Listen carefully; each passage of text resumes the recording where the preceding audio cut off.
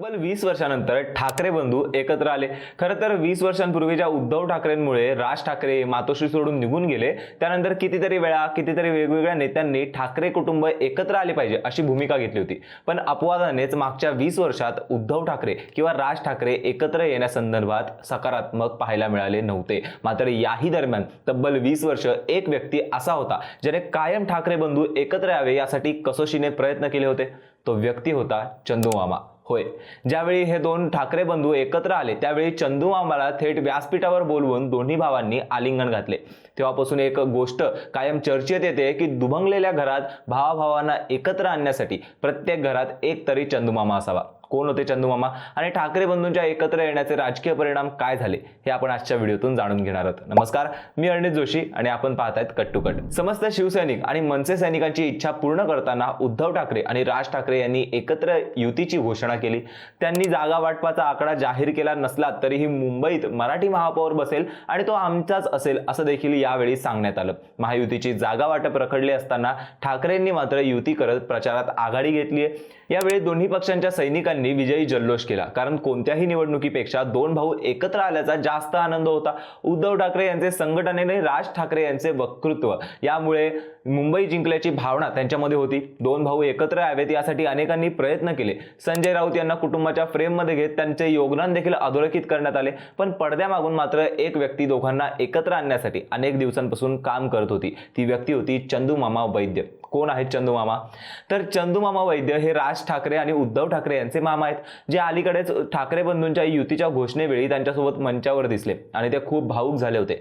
ते ठाकरे कुटुंबाशी संबंधित आहेत आणि महाराष्ट्राच्या राजकारणात चर्चेत आहेत। अनेक वर्ष राज आणि उद्धव ठाकरेंनी एकत्र यावे यासाठी प्रयत्न करत असल्याचं चंदू मामा यांनी सांगितलं होतं। आता चंदू मामा यांनी दोन्ही भाऊ एकत्र आल्याचा खूप आनंद झाल्याची प्रतिक्रिया दिली। त्यामुळे दोन्ही पक्षांची ताकद वाढणार आहे, मराठी माणसाला याचा फायदा होईल असे चंदू मामा म्हणालेत। त्यांनी दोन्ही भावांच्या भेटीसाठी मध्यस्थी केल्याचे मानले जाते। जेव्हा उद्धव ठाकरे आणि राज ठाकरे यांच्यातील राजकीय संघर्षाने टोक गाठले होते तेव्हा चंदू मामांनी अत्यंत भावनिक विधान केले होते। ते म्हणाले होते की राजकारणात कितीही मतभेद झाले तरी रक्ताचे नाते कधी तुटत नाही, वेळ पडल्यास दोन्ही भाऊ एकमेकांसाठी धावून येतील असे म्हणत युती अशक्य नाही हे सांगण्याचा प्रयत्न केला होता। राज आणि उद्धव ठाकरे एकत्र आले तर महाराष्ट्रात तिसरी कोणतीही शक्ती टिकणार नाही असे देखील ते म्हणाले होते। तसेच सर्वात अलीकडे त्यांना मला आता राजकारण समजत नाही पण मला प्रेम समजतं। बाळासाहेबांच्या दोन्ही वारसांनी एकत्र बसून चहा पिणे हेच माझ्यासाठी सर्वात मोठे समाधान असेल असं म्हणत भावनिक साथ देखील घातली होती। शिवाय ते बोलण्याबरोबरच ठाकरेंना एकत्र आणण्यासाठी पडद्यामागे कसोशीने प्रयत्न करत होते।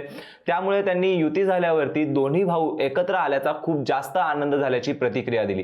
त्यामुळे दोन्ही पक्षांची ताकद वाढणार आहे, मराठी माणसाला याचा फायदा होईल असे चंदू मामा म्हणालेत। त्याचबरोबर आज बाळासाहेब असते तर हा आनंद द्विगुणित झाला असता असे म्हणत बाळासाहेबांच्या आठवणींना देखील त्यांनी उजाळा दिला। विशेष म्हणजे कल्याण डोंबिवली महापालिकेत शिवसेना महाराष्ट्र नवनिर्माण सेना युती व्हावी यासाठी राज आणि उद्धव ठाकरे यांचे मामा चंदू मामा वैद्य यांनी 2015 मध्ये प्रयत्न केला होता।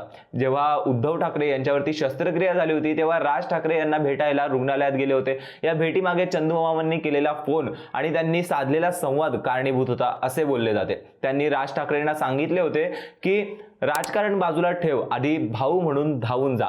त्यानंतर राज ठाकरे यांनी उद्धव यांची भेट घेत त्यांच्या गाडीचे सारथे देखील केले होते। तसेच दोघेही एकत्र येणे चांगले आहे, कोण राज्य करेल नाही करेल मी सखोलात जाणार नाही, पण शेवटी राज्य येईल आणि मराठी माणसाचे चांगले होईल। युती का होत नाही याचे कारण गैरसमज आहेत, पण आज दोघांनी सांगितले की ते चिल्लर गोष्टी बाजूला करायला तयार आहेत। साहेबांना यामुळे शांती मिळेल, माणसाने आशावादी राहावे। काही कारणास्तव वेळ लागला पण आता सूर्यप्रकाशाची अंधुक किरणे दिसू लागली आहे, आपण त्याला नमस्कार करून सूर्य लवकर उगवेल अशी प्रार्थना करूयात असं म्हणत कायम आशावाद बोलून दाखवला होता। म्हणजे एकंदरीत मामा यांनी बाळासाहेबांच्या निधनानंतर दोन्ही ठाकरे एकत्र यावे यासाठी प्रयत्न सुरू केले होते। विशेष म्हणजे वैद्य यांनी दोन भाऊ एकत्र यावेत यासाठी संजय राऊत यांनी देखील प्रयत्न केल्याचे सांगत त्यांचे कौतुक केले होते। दोन्ही भावांची युती मुंबईसह ठाणे, नाशिक, पुणे या महत्त्वाच्या शहरांमध्ये देखील महापालिका निवडणुकीमध्ये मोठा गेम चेंजर ठरेल।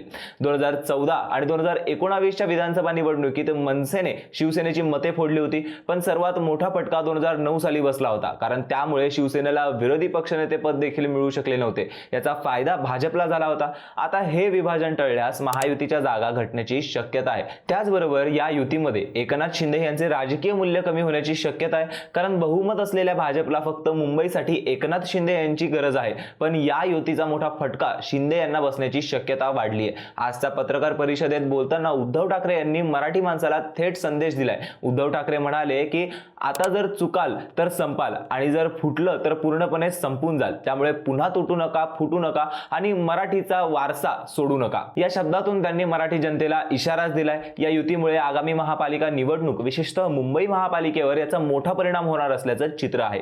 ठाकरे बंधूंच्या एकत्र येण्याने मराठी मतदार पुन्हा एकत्र येतील असा विश्वास दोन्ही पक्षाच्या कार्यकर्त्यांनी व्यक्त केलाय.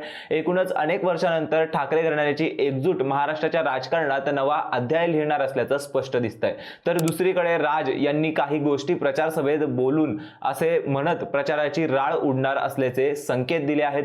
युती जाहीर झाली असली तरी जागा वाटपाबाबत कोणतीही माहिती देण्यात आलेली नाही. कोणता पक्ष कुठे आणि किती जागा लढवणार याबाबत सध्या पडदा ठेवण्यात आलेला आहे. ठाकरे बंधूंची ही युती मुंबईसह नाशिक, कल्याण, डोंबिवली, पुणे, ठाणे आणि मीरा भाईंदर महापालिकांसाठी असणार आहे, अशी माहिती यापूर्वीच संजय राऊत यांनी माध्यमांशी बोलताना दिली होती. आता युतीची अधिकृत घोषणा झालेली असली तरी पण जागा वाटपाचं काय याची उत्कंठा अनेकांना लागली आहे.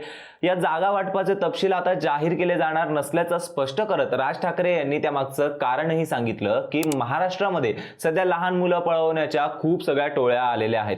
त्यामध्ये 2 टोळ्या अजून जास्त ऍड झालेल्या आहेत. ते राजकीय पक्षामधील मुलं पळवतात असे म्हणत भाजपवर टीका केली. आता ही युती किती काळ टिकते आणि तिचा राजकीय परिणाम काय होतो याकडे संपूर्ण महाराष्ट्राचे लक्ष लागलेले आहे. याविषयी तुम्हाला काय वाटतंय कमेंट करून नक्की सांगा आणि अशाच रोजच्या घडामोडींसाठी कट टू कटला नक्की सबस्क्राईब करा.